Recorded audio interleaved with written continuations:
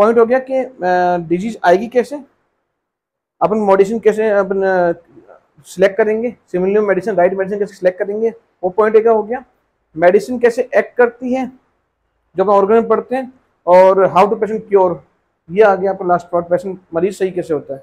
ये सुनने में पॉइंट बड़े अच्छे लगते हैं। ऑर्गन में बाय रूल दे रखे हैं, एक भी पॉइंट इधर उधर नहीं दे रखा एक्स्ट्रा। ऑर्गन में सारे पॉइंट अच्छे से क्लियरली दे रखे हैं, बट उनका जो क्लिनिकल एप्लीकेशन है ना, उनका अप्लाई करना वो थोड़ा ना टिपिकल हो जाता है। सुनने में अच्छा लगता है पर वो टिपिकल ऐसे हो जाता है क्योंकि पेशेंट अलग अलग डिजीज के आते हैं, अलग टाइप के आते हैं। ऑर्गन में होम्योपैथिक में हम क्या करते हैं, इंडिविजुअलाइजेशन करते हैं, है ना, एक इंडिविजुअलाइज करके डिजीज पेशेंट सिम्टम को लेके मेडिसिन देते हैं। सब मेडिसिन अलग टाइप की होती है, अलग अलग रिएक्ट करती है, सबकी टोटिपोटेंसी अलग होती है, ससेप्टिबिलिटी अलग होती है, ठीक है, इम्यूनिटी वाइटलिटी सबकी डिफरेंस होती है, और मेडिसिन अलग अलग पर्सन अलग रिएक्ट करेगी। उसके बाद में चलो हमने सही मेडिसिन दे दी, उसके बाद में कैसे बॉडी एग्रेशन होगा, कौन कौन एग्रेशन आते हैं वो टाइप, गलत मेडिसिन है तो कौन से एग्रेशन आएंगे, सही मेडिसिन है तो कौन से एग्रेशन आएंगे, ठीक है।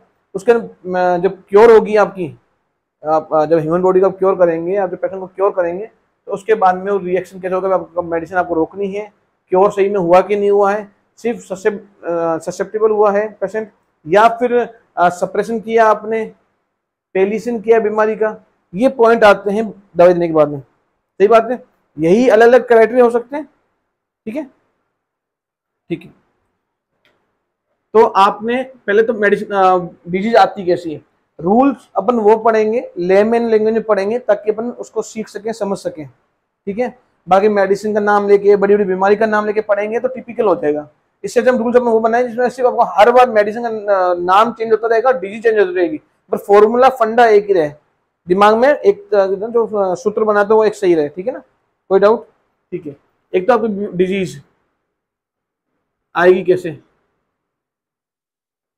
होम्योपैथी मेडिसिन का सिलेक्शन, पॉइंट एक, ठीक है। दूसरा उसका एक्शन, ठीक है,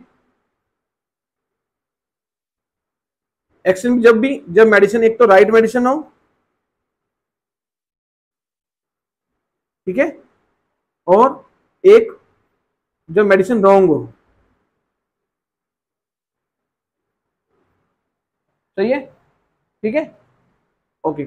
देन आफ्टर उसके बाद में ये तो फर्स्ट पॉइंट हो गया, सेकंड पॉइंट हो गया, थर्ड पॉइंट हो गया, फोर्थ वो एक्शन के बाद में, है ना, कौन कौन से आपके ये तो इसमें आगे एग्रेशन सारे इसमें आ जाएंगे आपके, ठीक है। जब मेडिसिन आपकी क्योर सही निकली तो उसका लास्ट में पॉइंट क्या रहता है ना, लास्ट में क्योर जो होगा वो पॉइंट, ठीक है, कोई डाउट, ठीक है, ठीक है। डिजीज में, बीमारियों में क्या क्या आएगा, एक तो आपके जो हो गई मेन, जब डिवाइड करते हैं सर्जिकल डिजीज, वो जिनमें जैसे मान डिलीवरी हो गया, ब्रेन हेमरेज हो गया, एक्सीडेंट हो गया, बड़ी इंजरी हो गई, करंट लगना, बर्निंग वर्निंग, उसको एकदम सर्जिकल रिक्वायरमेंट होती है एकदम फास्ट, तो सर्जिकल आ गई एक तो। दूसरी आपकी आती है एक्यूट, है ना, और तीसरी आती है आपकी क्रोनिक, सही है, या फिर इन दोनों को एक काउंट कर लो, नॉन सर्जिकल,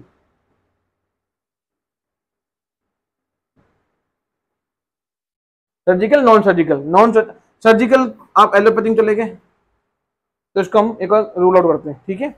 दूसरी बच गई नॉन सर्जिकल में एक्यूट एंड क्रोनिक।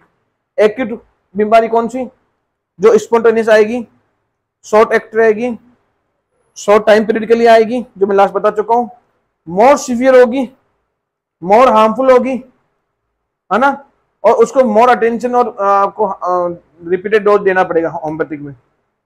शॉर्ट उसकी कैस्टिकिंग होती है, प्रेजेंट के फिजिकल सिम्टम लेने होते हैं, प्रेजेंट की डिजीज लेनी होती है, प्रेजेंट के उसका मेंटल फिजिकल पकड़ना होता है, डिजायर थर्मल लेना होता है।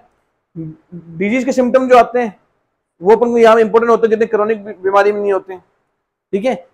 डिजीज के सिम्टम्स, पेशेंट के प्रेजेंट फिजिकल मेंटल सिम्टम्स, उसका थर्मल, डिजायर, स्टूल, यूरिन, ये, ठीक है। कोई अगर एग्जामिनेशन हुआ है ब्लड का, हेमेटोलॉजिकल कोई एग्जामिनेशन हुआ है, वो उसके अकॉर्डिंग अपन मेडिसिन लेते हैं। उसमें ज्यादा हाई मेंटल पे नहीं जाते हैं, सेंसिटिव में नहीं जाते हैं अपन, ओल्ड पास हिस्ट्री, फैमिली हिस्ट्री और क्रोनिक जो कंप्लेंट्स की रही है उस पर नहीं जाते हैं, ये अपन देते हैं एक्यूट केस में, करेक्ट। इसी का उल्टा क्रोनिक केस, क्रोनिक केस में वही past history, family history, sensitivity, ठीक है, सारी क्रोनिक कंप्लेंट्स, उसकी हैबिट, मेंटल फिजिकल, बर्थ से लेके अभी तक का उसका मेंटल फिजिकल सारे सिम्टम्स, ठीक है, सारे डायग्नोस्टिक रिपोर्ट्स। उसके अलावा मेनली अपन जो लेते हैं क्वेश्चन आंसर जो पूछते करते हैं, पुरानी हिस्ट्री क्या रही, कहाँ से बीमार आई, कहाँ से एलिमेंट्स, है ना, कोज, इशू, दिमाग में क्या रहा था, कॉन्फ्लिक्ट्स, कहाँ के घटना घटी उसके बाद में बीमारी आई करी, ये सारा हम लेते हैं क्रोनिक में। कम क्लियर हो गया एक्यूट क्रोनिक डिवाइडेड। ये डिवाइड मैंने किया है आपको बीमारी के हिसाब से भी, केसिंग के हिसाब से भी, और जो हमारे पेशेंट है उसके हिसाब से भी। डिफरेंस है पॉइंट। अब एक्यूट को हटाते हैं, हम आते हैं क्रोनिक पे। सर्जिकल पहले हट गया था, एक्यूट अभी हट गया क्रोनिक।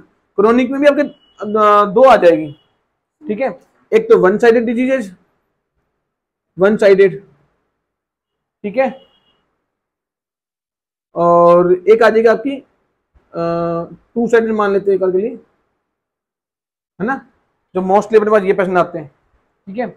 अब वन साइडेड में कौन सी होती है, दो आएगी। वन साइडेड का मतलब बॉडी का वन साइड या तो मेंटल होता है, फिजिकल होता है। तो या तो आपकी ओनली वन साइडेड के अंदर फिजिकल कंप्लेन, हमारे हाथ में दर्द है, ठीक है, कोई स्किन प्रॉब्लम हो रही है, रैशेज हो रहे हैं, ठीक है, हेयर फॉलिंग हो रही है, ऐसा कुछ सिम्टम, फिजिकल सिम्टम, उसको हमने क्या बोल दिया, सोमेटिक। दूसरा वन साइडेड में माइंड, सिर्फ मेंटल सिम्टम्स, इसको मैंने क्या बोल दिया, साइको। अच्छा, तीसरा पॉइंट जिसमें दोनों ऐसे हो जाए, फिजिकल और मेंटल मिल जाए, तो क्या बोलेंगे अपन, तो इसको अपन साइकोसोमेटिक डायरेक्ट लिख दें, है ना, तो इसको डायरेक्ट लिख देते हैं साइकोसोमेटिक, थोड़ा कंफ्यूजन कम करते हैं। ये हो जाएगा आपकी साइकोसोमेटिक डिजीज। तो क्रोनिक में हमारा वन साइड आ गई, जिसमें या तो सिर्फ फिजिकल आएगी या सिर्फ मेंटल आएगी, दूसरा आएगी साइकोसोमेटिक जिसमें फिजिकल मेंटल साथ में आ जाएगी। अब हमारे पास 90% पेशेंट कौन से आते हैं, 99 बोलूंगा मैं तो, साइकोसोमेटिक प्रेजेंट क्राइटेरिया में, क्योंकि सारी कंप्लेंट्स आपकी यहाँ से आ रही है, लिविंग आपका स्टैंडर्ड चेंज हो चुका है, एनवायरनमेंट चेंज है, ठीक है, स्ट्रेस के वाला मतलब दिमाग ज़्यादा चलाना पड़ता है और शरीर कम चलाना पड़ता है आजकल प्रेजेंट टाइम में। तो सारा यहाँ से हार्मोनल इम्बैलेंस, अगर यहाँ स्ट्रेस पड़ेगा, मेंटेनिंग कोच बना रहेगा, हार्मोनल इम्बैलेंस होगा, बीमारी शरीर में मेंटेन रहेगी, एक बीमारी जाए दूसरी तीसरी। एलोपैथी क्या करेंगे, वो सिर्फ कोच को पकड़ते हैं, उसकी दवाई देंगे, बट अगर इंटरनल हार्मोन्स का है अपनी इम्बैलेंस सही नहीं किया तो फिर कैसा होगा। तो यहाँ जब सही हो जाएगा तो hormonal imbalance, enzymes, nutrition, biological loss सब सही हो जाएगी। अपने जो बीमारी है वो उसका कोज ही नहीं मिलेगा बने रहने के लिए, तो खत्म हो जाएगी। बाकी अपनी मेडिसिन इसी चीज को सही करेगी, हेल्प करेगी, ठीक है।